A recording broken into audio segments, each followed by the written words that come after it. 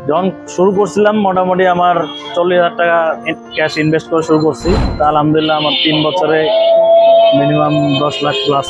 শুরুতে ভালো রেসপন্স পাচ্ছি। এখন ডে বাই ডে আমার কাস্টমার অনেক দূর দূরান্ত থেকে আসে। মোহাম্মদ শাফায়েত হোসেন পেশায় ছিলেন একজন ড্রাইভার। বিভিন্ন জায়গায় ঘুরতেন আর বিভিন্ন জায়গার খাবার খেতেন। তাই সিদ্ধান্ত নিলেন নিজেই ফুডকার্টে বিজনেস করবেন। মাত্র 40,000 টাকা নিয়ে মোহাম্মদপুর জাকির হোসেন রোড খেলার মাঠের পাশে মেক্সিকান ফুড কিচেন নামে একটি ফুডকার্ট দিয়ে বসেন। বাবার কাছে টাকা চেয়েছিলেন শাফায়েত, কিন্তু অনেক ব্যবসা লস করেছেন, তাই বাবাও কোনো টাকা দিতে রাজি হয়নি তখন। কিন্তু শাফায়েত এখন 4টি ফুডকার্ট দিয়ে 10 লক্ষ টাকা মূল্যমানের ব্যবসা পরিচালনা করছেন, আর তার বাবা সহযোগিতা করছেন তার ফুডকার্টে। বিগত 3 বছর ধরে এখানে সার্ভিস দিচ্ছি।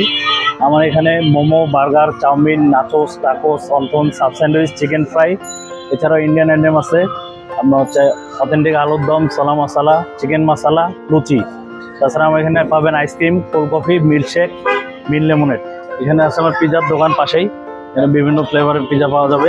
আপনারা জাকির হোসেন রোড আসলে, খেলার মাঠের সামনে আসলে এক জায়গায় অনেক ধরনের খাবার পাবেন। আপনার দ্বিতীয় কোথাও যাওয়ার অপশন নাই। আপনার একদম বার্গার, মোমো থেকে শুরু করে একদম ড্রিঙ্কস পর্যন্ত, আইসক্রিম সব এখানে পাবেন। ইনশাল্লাহ নিয়ত আছে আস্তে আস্তে ডে বাই ডে ডেভেলপ করে ভালো কিছু করার। যখন শুরু করছিলাম মোটামুটি আমার 40,000 টাকা ক্যাশ ইনভেস্ট করে শুরু করছি। তা আলহামদুলিল্লাহ আমার 3 বছরে মিনিমাম 10 লাখ প্লাস। আলহামদুলিল্লাহ হঠাৎ করে শুরু করা, তো আমাদের কোনো ট্রেনিং নাই, কোনো কারিগরি শিক্ষা নাই। চ্যালেঞ্জ ছিল যে কাস্টমারকে আমরা স্যাটিসফাই করতে পারবো কিনা।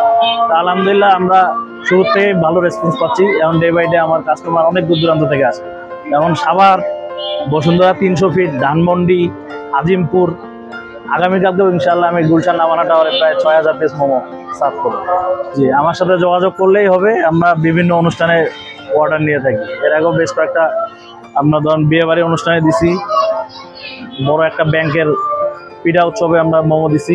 বড় অনেক সুনামধন্য প্রতিষ্ঠানও আমাদের এখান থেকে নাস্তা আইটেম হিসাবে, স্ন্যাক্স আইটেম হিসেবে বিকেলে অনেকে বার্গার টার্গার এসব নেয়। আমরা ফ্রিজ থেকে মেরিনেশন করে আপনার বাসি খাবার বা মনে করেন কবে মেরিনেশন করছে নিজেও জানে না এরকম খাবার খাওয়াই না। আমরা কাস্টমারের সামনেই বানাই। আমাদের প্রত্যেকটা খাবার কাস্টমার চোখের সামনে তৈরি হয়, চোখের সামনে থেকে সার্ভ করি। এর থেকে বেশি আয়োজন আর মনে হয় না কথা হইতে পারে। যা অর্ডার দিবে কাস্টমার, তারপরে ওই অনুযায়ী আমরা বানাই থাকি। আশা করি এজেন্টের দিক থেকে আমরা আগায় আছি। চাকরির পাশে না দৌড়ায় নিজের কোনো কর্মসংস্থান যদি তৈরি করতে পারে, আমার হিসাবে সেটা বেস্ট হবে। আপনার যার যেরকম আর কি আপনার যেমন ধরেন কেউ খেলাধুলায় পারদর্শী, কেউ গান বাজনায় পারদর্শী, কেউ রান্নার ক্ষেত্রে পারদর্শী।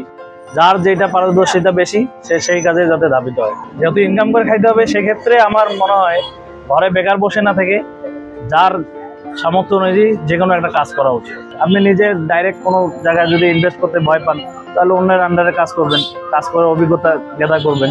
করার পর দেন হচ্ছে আপনি ডিসিশন নেবেন যে আসলে আপনি এটা পারবেন কিনা। কারণ হচ্ছে অনেকে আছে যে মানুষের মুখের কথা শুনে বিজনেস দাঁড় করায়, কিন্তু ওই বিজনেস উনি কিছুই জানে না, সেক্ষেত্রে তো উনি রান করতে পারবে না। আগে বিজনেস সম্পর্কে বুঝতে হবে, A to Z বুঝতে হবে, তারপরে হচ্ছে ডেভেলপ করা, মুভ করাটা বেটার হবে। আসলে ভবিষ্যৎ পরিকল্পনা আছে যে নিজের একটা রেস্টুরেন্ট দিব, আল্লাহ যদি সহায় হয় ইনশাআল্লাহ।